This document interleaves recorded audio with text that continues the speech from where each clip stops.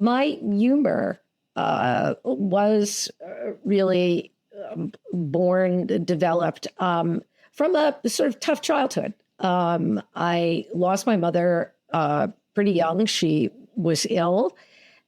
She died when I was 16. And Gina, I'm sorry. Thank you. And it was a loss that it's taken a very long time to process, because especially at 16, you don't know what's going on and you don't know how to deal with it.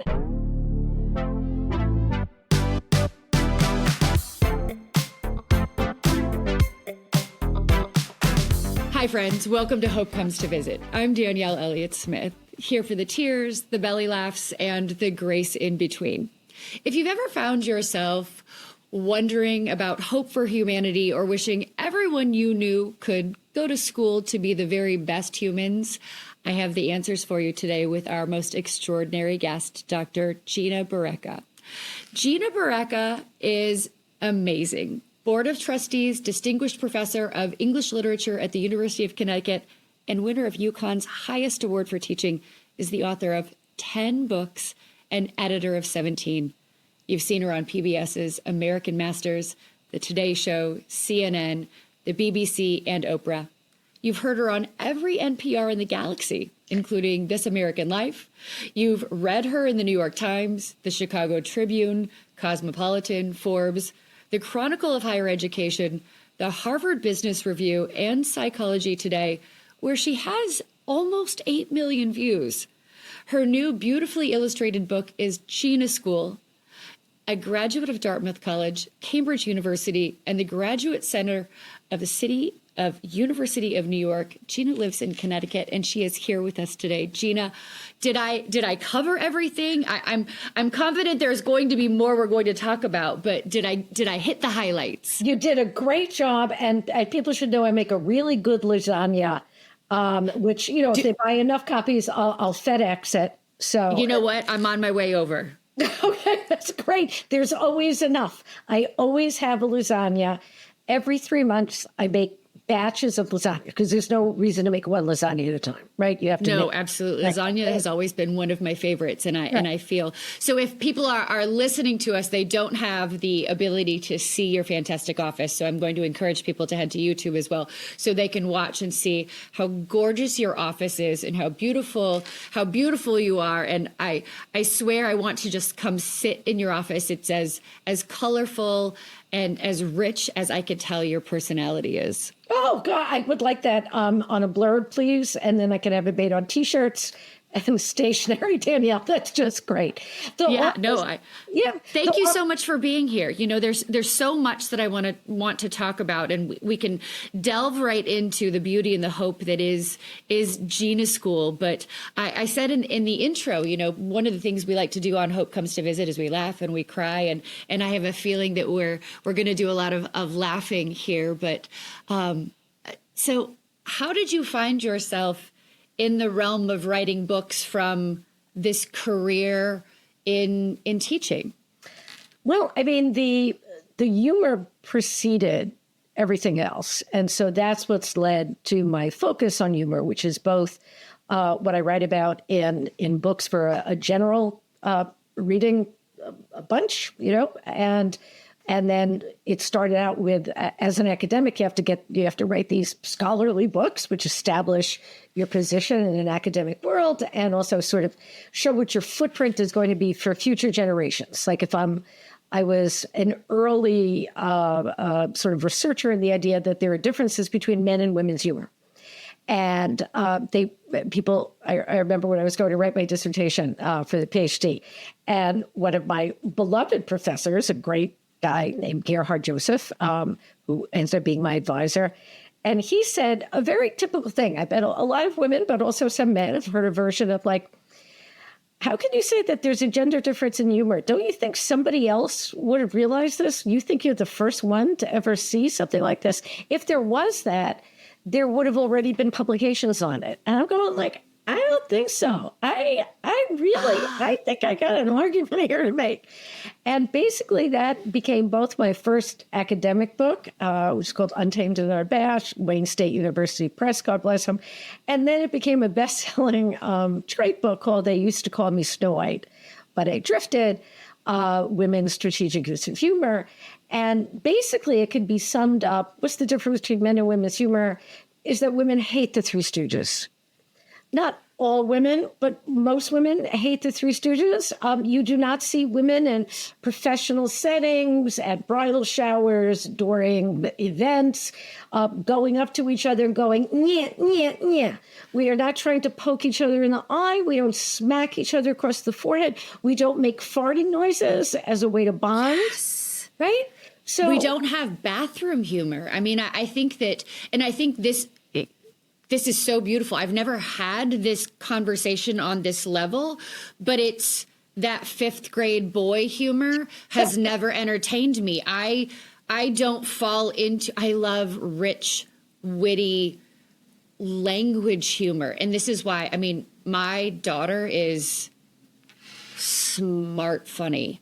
She is like, one-liners get me every time. People who are quick, and I find that a lot of women are that way, and they can do it without being disparaging, right? And that's a big part. Yeah. That's a huge part of it. I find that there is less mocking of other people and more just straight zingers without taking you out at the knees. I think it's what you're focusing on is absolutely essential. That women's humor is inclusive. Women's humor, and it's one of the pages from Gina School that John did such a great illustration of, is that what women are looking for is in most interactions in the world, but especially when it comes to humor, is a sense that we're not nuts and we're not alone. That's it. We're not nuts and we're not alone. So that when we're talking about bathroom humor, it takes women, tell me if this is your experience, it takes women about 13 seconds in a bathroom for three women who have never met to start laughing. There is always laughter coming out of the women's room.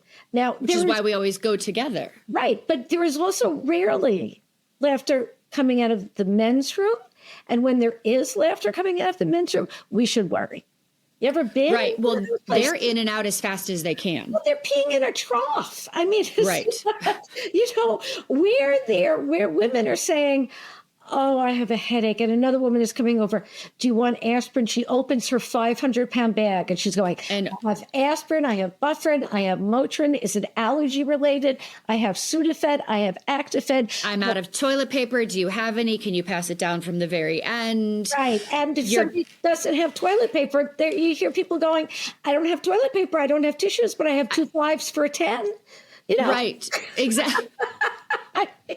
Exactly. Right. This is amazing. So I want to talk about Gina School, because let's start with the reason you wrote Gina School, because I loved the intro and the dedication, because I think that and this goes to the intro I did, and I think this is, I just got chills. I think this is extraordinarily timely, in that we find ourselves in a place right now where we are inundated with a lot of bad news, a lot of where is the humanity, a lot of, damn, I thought people at their core were good people. And I do believe people are good. And sometimes we need the reminder, right? So I suppose this is an opportunity to say, hey, if you think somebody needs the reminder, you can go ahead and send them this episode, because Gina, you're going to remind them.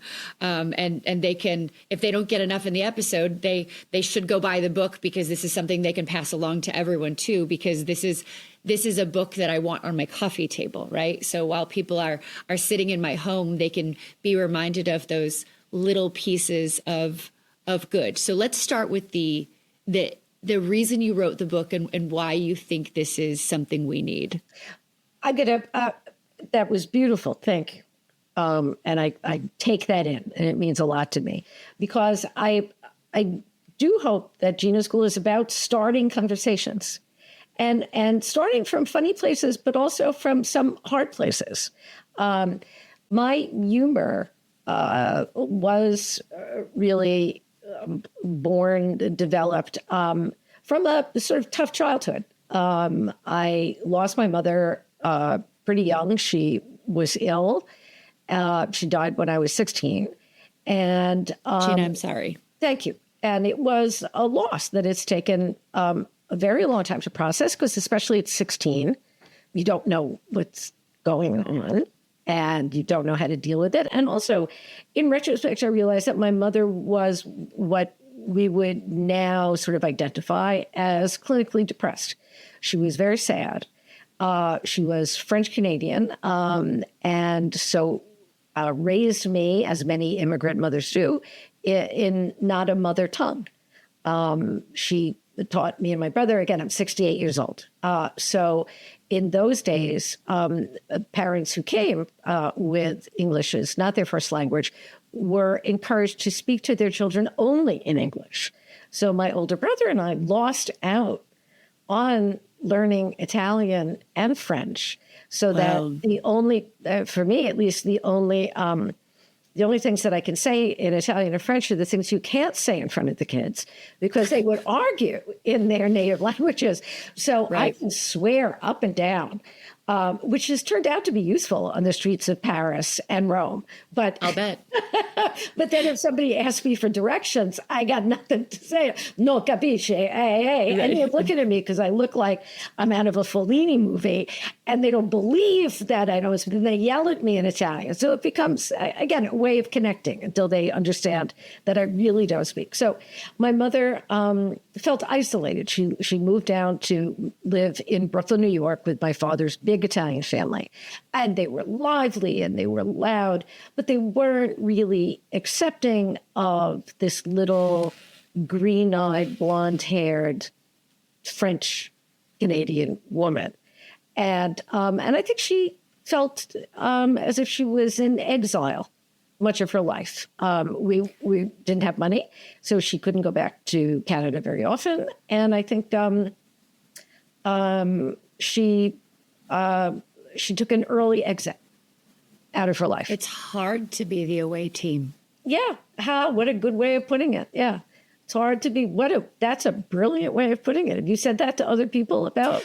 Well, so I've been the away team my entire life. I'm actually Canadian by birth. I'm a dual citizen. I'm not French Canada, but Toronto. Yep. I'm Canadian by birth, dual citizen, and and it's been a long process and a lot of work to understand how I've operated, and a lot of the struggles that I've had have been as a result of identifying as the away team. So I grew up in Los Angeles. We moved to the States when I was 5, but moved to Missouri, and I'm in recovery, and I was in treatment at one point, and I had a therapist look at me and say, your true addiction is not to alcohol. Your addiction is to believing that it's your job to live in being the outsider.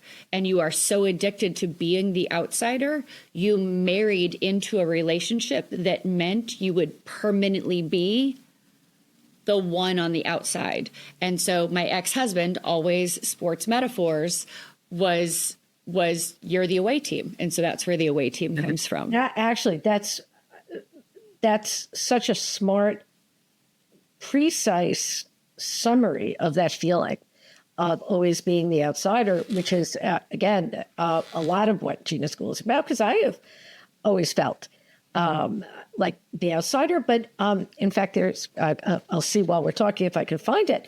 But the older I get, the more I realize that all of the people who I thought were the insiders also felt like the outsiders. I was the first girl in my family to go to college, or I think to graduate from high school in a timely fashion. It was not what girls in my family did. It was not expected of them, and it was looked at rather suspiciously.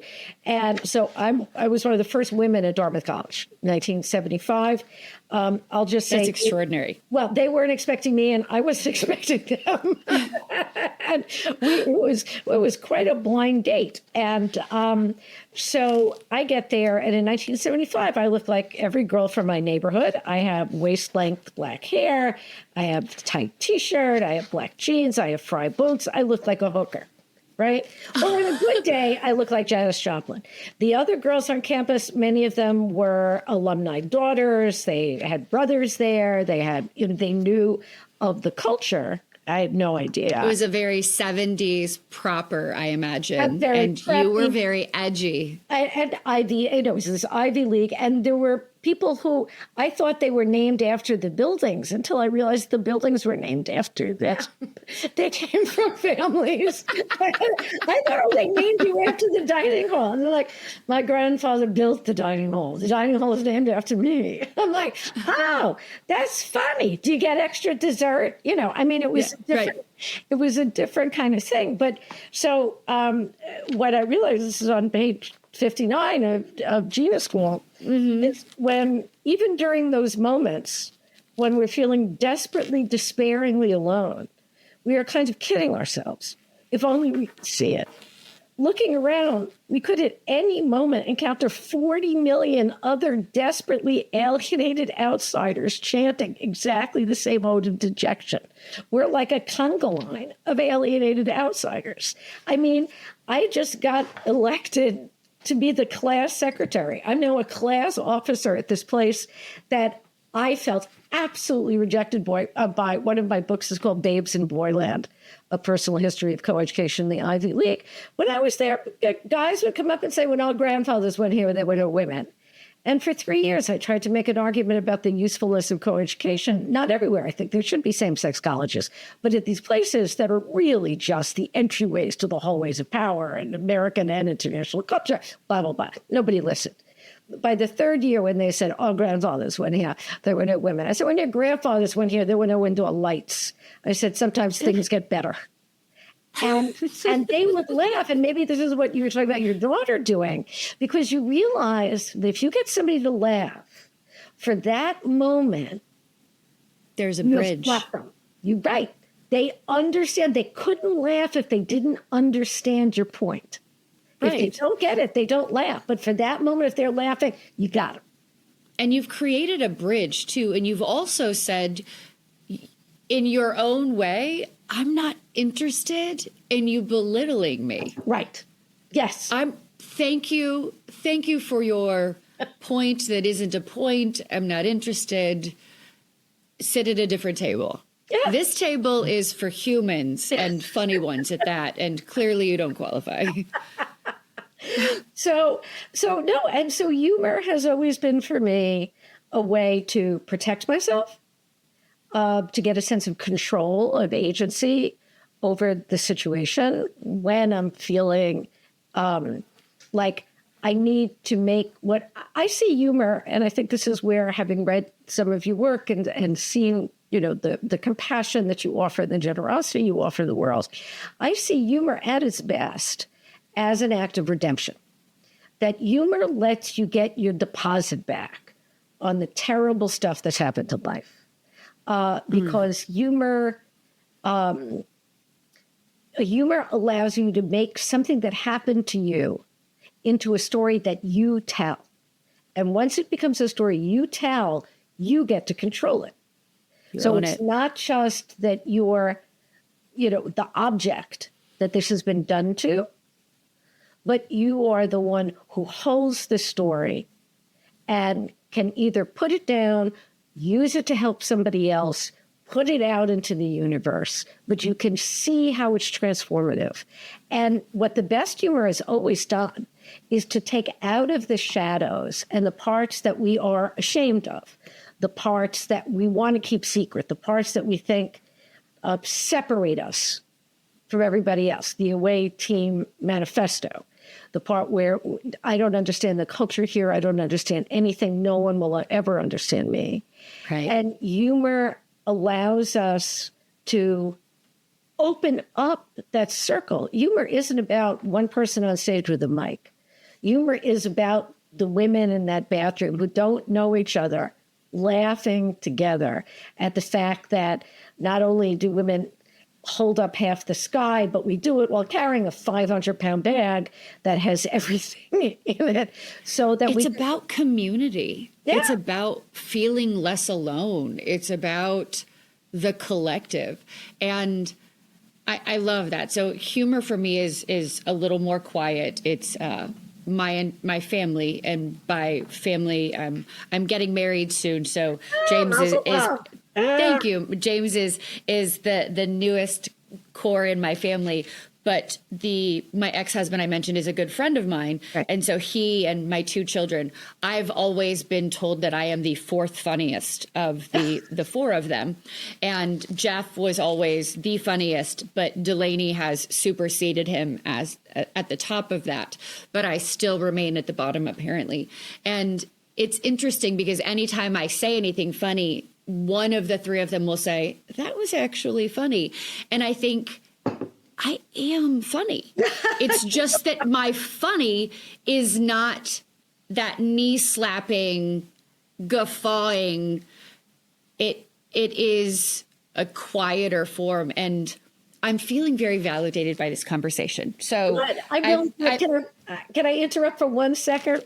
Of course. Because just what you said it's perfect. I'm afraid it'll slip away. That with funny people, I was a member of the Friars Club. When it was active, I was the only full-time academic to be initiated into the Friars Club, which had been, again, another all-male institution. It's sort of my job to go in it and infiltrate. Disrupt. I climb into the windows of these places. I don't get tossed out of them. I sort of sneak in. But I love it. Funny people, really funny people, especially people who really make humor, you know when you're really funny, not when they laugh, but when they absolutely listen and then say, just as the family you're describing did go, that was funny. It's not, there was a guy, I was giving a talk, it was for a healthcare organization, 400 people in the room. And I'm talking about how women, we have to learn to look after our hearts, literally, because we spent our whole time as children figuratively giving them away or waiting for them to break or whatever. And now we have to actually see them not as some sort of charm that we toss out, but something that we have to keep and nurture and keep safe ourselves. And it was a really good talk, and I got a standing ovation. I'm sure you get them when you talk. And there was one guy in the front who stood up and was applauding, but he hadn't laughed the whole time. And he came up to me after, and I thought, oh God, is this one of the cardiologists who's going to tell me I didn't include enough about this or this? This guy came up and said, I'm a cardiac nurse. And they said, but on the side, I do stand-up comedy. They said, I want to tell you, that was very funny. And I thought, thank God, that's why he didn't laugh, because he was paying attention, like, to the timing and the way he was dissecting. But he was dissecting, and he was copying, and he was thinking, how can I incorporate? And she really did this well. But it was, his. I really thought, oh my God, they're going to sue me. I didn't know what, So with that kind of, when you're playing to that kind of house, and for you, that house is a home, you're, right. You're kidding. But you're clearly, you're clearly a dynamic person, and a dynamic person and a leader has to have a sense of humor, and that humor has to be, again, compassionate and open. It's not, humor is not about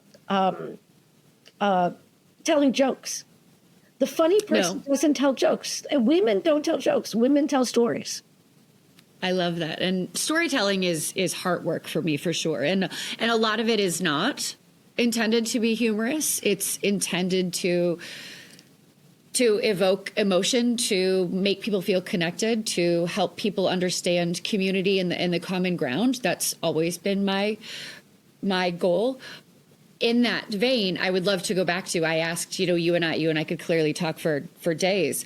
I want to go back to the dedication to the book and why you wrote Gina School, because there are a couple of, I realized as I was going through your book, and I wrote down, number number 27 and number 54. And I realized I was writing them all down, and I thought, okay, slow down, Danielle. You're gonna have to pick your tops. But I want to go back to the dedication and why you wrote the book. I was sitting at an astonishingly amazing anniversary party, and for one of my best friends, actually from college, and she and her husband were celebrating their 30th anniversary, and the book is dedicated to Becca and Zach. Right, you're talking about the dedication. Yes. Right? And so we were in Aix-en-Provence, not a place I throw out lightly or go to on most weekends. But this was like a party. Slightly fancy. Yeah, a party out of like a movie. And so there were about 15, 20 people. They had come from all over the world. And Pam and Florian, the couple, had chosen the menu, which was printed out on this beautiful paper, and chosen the wines to go with each thing. And they had sparkling water for people who didn't drink, on the table, the fancy Perrier, not just regular Perrier, some candy fancy Perrier. But then there were wines that were paired with the courses, and a group of servers just for the table. I mean, I've never been. So I'm sitting next to the eldest daughter, who I've known since before she was born. She just graduated from Brown, and she was with her boyfriend. And she's now actually a journalist who's won a couple of Pulitzer Prizes. So that's amazing. Herself. And she's sitting with her boyfriend at the time. They're now married. And he says, here, the servers are coming, and they're doing the wine, and they're doing the appetizers. And he says, I'm going to order a gin and tonic. And I put my old lady hand, I'm well dressed, but I put my pearl wrapped hand on his wrist. And I said, you're not going to order a gin and tonic. It's not on the menu. You're not going to sell the servers. This was in a chateau. I said, you're not going to send the servers to a whole other part of the structure to get you a gin and tonic. He said, I'm not really a wine guy. He was like 23, also just out of school. Yeah, baby. Very smart, but an idiot. And I said, you're not doing that. He said, I'm not a wine guy. I said, then have water. You have water in front of you. And his girlfriend at the time leaned over and said, can he go to Gina School? And then he said, yes, can I go to Gina School? And that just became a joke. So I started writing things down. And then I write a lot, as you mentioned, and, for Psychology Today. And I started thinking about, okay, what are the real lessons in life? And the short ones, the ones in clear language. And so I'm writing down a lot of what I need to remember. Because one of the things that I realized that every lesson I've ever learned in life is a lesson I've learned before. I find I'm learning again.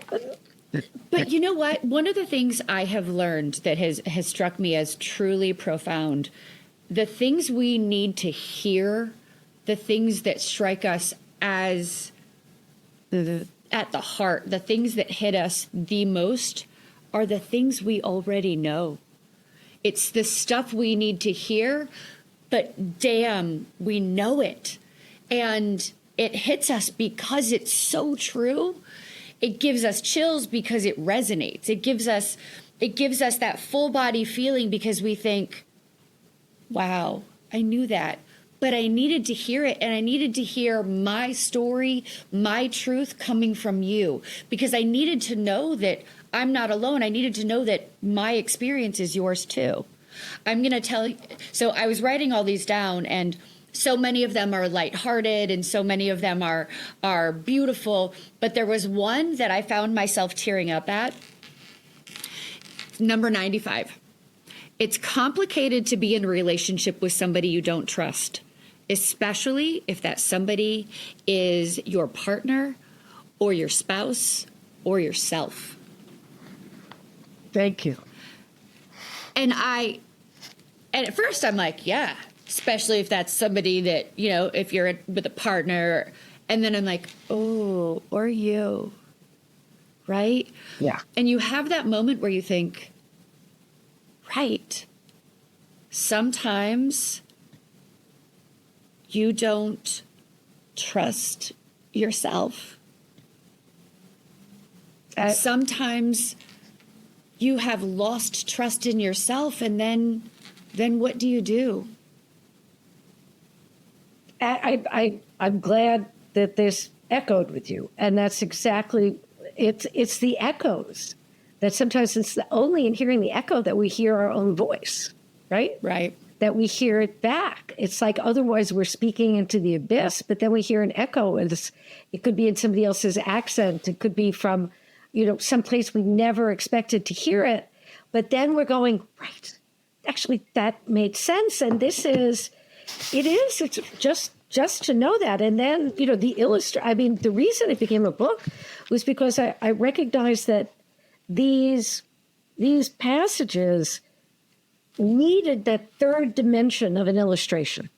The illustrations are gorgeous. Tell me, how did you connect with the illustrator? The illustrator was a student of mine. And really? That's one of the nice things about. How perfect is that? And this is the anti-AI book. This is, this could not be done. You're like, absolutely not. Except by two human beings. He is a 26-year-old man who was my former student who had actually come to UConn, then dropped out.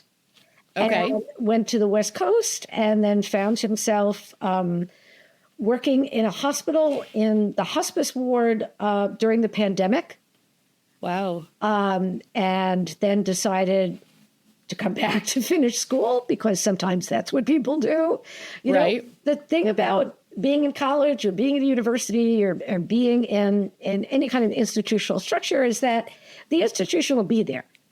I tell kids, like, I'm not sure I should be here. I said, go do something else. Come back. We'll be here. It's not going anywhere. Yeah, we'll be here. It's okay. It's safe. You can go find something else. You're not going to lose us. We'll be here.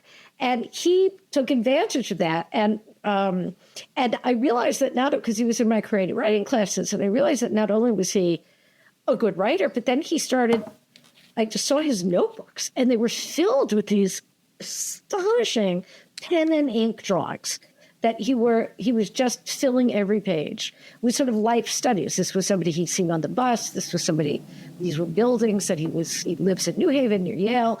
He was doing, and I thought, this is what the book needs. It needs this other dimension. This was like taking these passages that I'd written and making them, it was like watching somebody, like taking a square of paper and making it into an origami swan. I love that. He took this and made it into something else with the art. But the art was drawn. So again, this is across generations, different sexes, different backgrounds, different everything. And we came together to come up with this book. I mean, it's his first book. I hope it won't be my last. It might. But that he's going to go on to do remarkable stuff. And one of the great things, and I'm sure I know you've talked about this in other places, but it's working with other people and the essential nature of the collaborative process, whether that's with a personal coach, whether it's with a therapist, whether it's with other people, it's in a workshop, but the importance of not fencing yourself off and thinking that you're the only one who can do this or that you have to do it, but having the humility and I think, as you would call it, Danielle, the grace, right?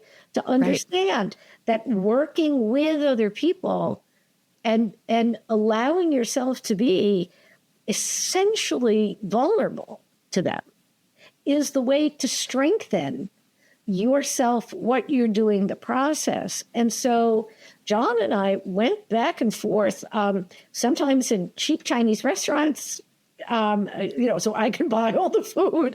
That's true. Sometimes in Zoom calls, often in person, sometimes actually just putting things in the mail, in the post. Because seeing an illustration, seeing the hand-inked illustration, he didn't do these online. He drew these. And so he put the originals in the mail to me.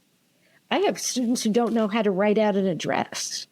You know that? I mean, there are people who don't. Yes, I know that because I joined, when I sent my children to school, I joined the Facebook groups for freshman students, Ah, the parents of freshman students, and the number of parents who will go to the trouble of sending addressed envelopes to their children so that they don't have to deal with it. Or, I mean, we could make that a whole other episode, but yes. well, we sure can, because I could do a Gina School just for parents of children. For what your children should know when they go to college. Yes. And what you should not do for them. Like, yes, when they are calling and saying, Mom, should I have the apple or the banana? It's like, hang up. Parents, hang up. Your child, if he is or she is old enough to cross the street, you have to decide that first, because they have to take out their ears and they have to look up if they're crossing the street. And if they're crossing the street, they can decide on their own foot. And it should not be something they're called you about. If it is, then you need to restructure that relationship a little bit. So, but anyway, so he knew how to address an envelope, which again is a miraculous talent these days for someone under 30. And I'm proud of John. Well done. And put it in the mail. And he ended up redoing 40 of the images. Really? The original ones. And I ended up rewriting some of the passages because he was like, I'm not sure I get this. And what I wanted to make sure of in Gina School was that everybody, so that somebody 40 years younger and from, again, a completely different universe would understand what this meant, as well as women of my tribe, which is, anybody too old for work study and too young for cremation. That would be like, so that everybody could get this. That the book was truly cross-generational. Do you have a couple of tidbits from the book that fall into your favorite? Well, I'll tell you, actually, I was thinking about that coming up, because they were the ones that that I think which fit mostly or fit best into the kind of work that you're known for and your interests. So that number 35, this is the one that I needed to remind myself of. We're going back to the part I needed to hear. This is a lesson I have learned since I was 17, and that I need to hear every day. And I don't know why this goes through me like I'm a sieve, and I need to remind myself of it all the time. And then I realized that other people need the same reminder. So this is, you cannot count on the praise of others to keep you going. Ever. I have that one written down. Really? Ever. You will almost never get it. And when you do get it, you won't get enough of it. And when you do get it, it won't be the right kind. Also, it probably won't be the right person saying it, or it won't be about the right thing. It doesn't work that way. Learn to give yourself credit. That's one of the hardest things in the world for me to remember. I need, because I have looked for validation from other people, I think since I was a child. And it's taken me a long time and a lot of different kinds of work, which I still do, to understand that I'm responsible for my own well-being. And one that goes along with that, which is another big one, is 27. Do unto yourself as you would do unto others. I think for women, the golden rule is not do to others as you would do to yourself, because we treat everybody better than we treat ourselves. Yes. Right? So that this is do unto yourself as you would do unto others. Start treating yourself with as much generosity, charity, kindness, and graciousness as you would treat the least favorite among your acquaintances. Be as kind and as forgiving towards yourself as you'd be towards a pal. Stop torturing yourself about what you might have done or not done 10 days ago or 10 years ago. Offer comfort to yourself that actually helps, such as cleaning out old wounds and cleaning up old messes. Don't rely on merely short-term diversions, such as drinking heavily before lunch or eating an entire Sara Lee cheesecake before letting it defrost. You wouldn't suggest to a friend that she do such things. Why allow yourself to do them? Imagine you're put in charge of taking care of yourself the way you might be privileged to take care of someone you love. Then do it. See, I love that. It's the way I've always framed that is that I try to treat myself the way I would treat my daughter. Because there are times that and that actually comes from something a therapist said to me at one point. She said, if right now your daughter was telling you that she felt the way you do, what would you do? You would lock her in her room and force her to sit on her bed and feed her bonbons and ice cream and make her watch Winnie the Pooh. You would not tell her to get up, get going, keep it up. Like, you don't get to go, you don't get to sit down until you have surgery. Like, like that's when you rest. After you have surgery, you'll be fine. Right. So how did you learn that though? What made you practice? Practice. I had to keep saying to myself, how would you treat Delaney? How would you treat Delaney right now? And there was one of the sentences you had on the previous one, number 36. There are few things worse than feeling like an embarrassment. Right. Yet that's how I felt for much of my life. I tag along, uninvited, unchosen, annoying, as if my presence must be accompanied by a shrugged explanation or a shushed apology. The fear, I'm there as a default. They pretend to accept me because they're too embarrassed to admit they've abandoned me, ditched me by the side of the road. And the last sentence of this is what really hit me. Don't assume outward confidence indicates inner self-esteem. And that to me is that your outside and your inside don't always match, right? We live in a world where we're constantly seeing everybody's A game, but we don't have any idea. And I think about the whole influencer space, right? What you're seeing is the one picture they're showing, not the 420 they took, or what happened to the picture in post before they actually decided to share it. Yeah. No, so, that's absolutely wonderful. And I hadn't thought about it in terms of the influencer idea, but I think that's right. And I think that so many, again, people under 30, under 20 are so swept off their feet by the idea that that's what they have to be all the time. And so the one that you chose was a very hard one for me to write, obviously. And I think that you saw that came from looking for the hope arriving. Well, and that girl, that was me. That was high school me. High school me was not going somewhere to anything unless you specifically looked at me and said, Danielle, would you like to come? I could be standing in a group of people, and if there were plans for Friday night, unless somebody specifically looked at me and said, Danielle, are you coming? Or would you like to come? I wasn't going because I feared that I would show up and there would be this, what are you doing here? Yeah. And I didn't want to be the tag along. And I think that goes, I moved a lot as a kid, so it goes to that piece. I want to talk, we're going to wrap up shortly, but I want to talk about your article in Psychology Today that has your nearly 8 million views. Snow White doesn't live here anymore. And this speaks to your conversation about humor, how important humor is. And of course, we're learning a little bit about that right now with, are we canceling humor? Are we not canceling humor? Humor is, I think, probably one of the first cave drawings that our ancestors did was probably a joke. In the cave, it showed somebody trying to attack an antelope from the wrong side or something. It was something that humor, because humor allows us, like I said, to unveil parts of ourselves that the public is not allowed to see, or that we're afraid to show to other people.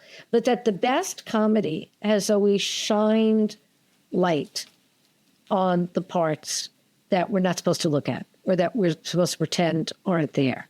So that's why humor is also illuminating. It's literally illuminating. It lights up. We talk about somebody lighting up a room, or a joke like, wow, that spotlighted the most important issue, or that did it. We actually, the words that we use talk about illumination, even if it's indirectly.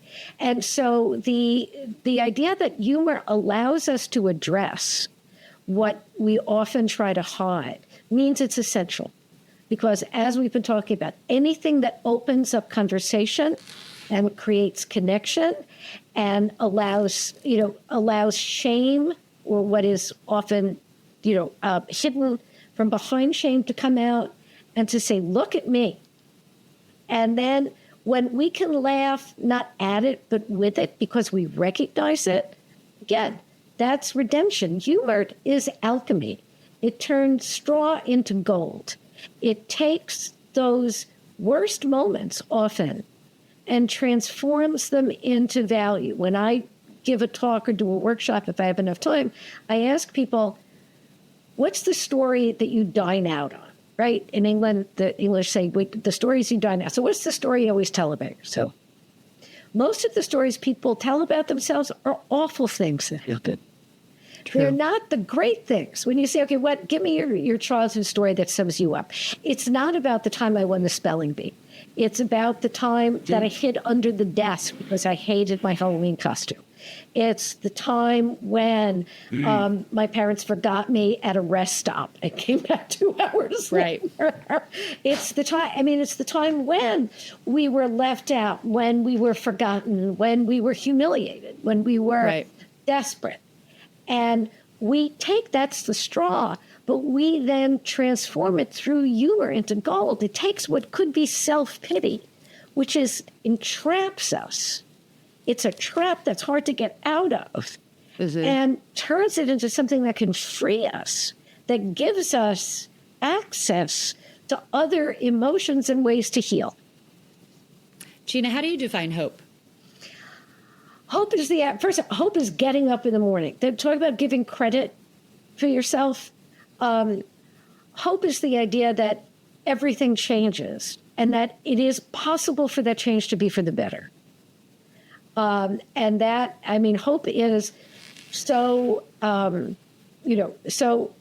such a potent,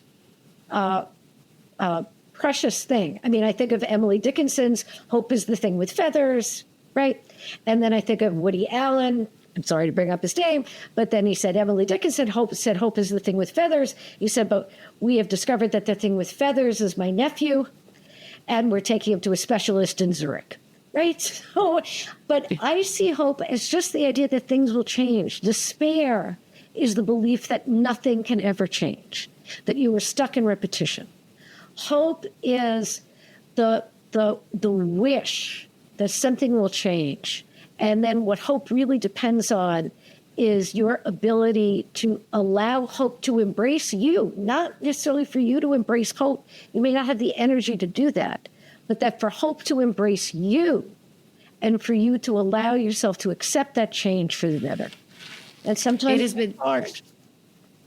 It has been such a delight to have you here. Thank you so much for spending time with me, for making me laugh, for making me think, for schooling us in all things good and hopeful. Where can people find you? GinaBarreca.com, GinaBarreca, Psychology Today, in every bookstore. Please buy the book.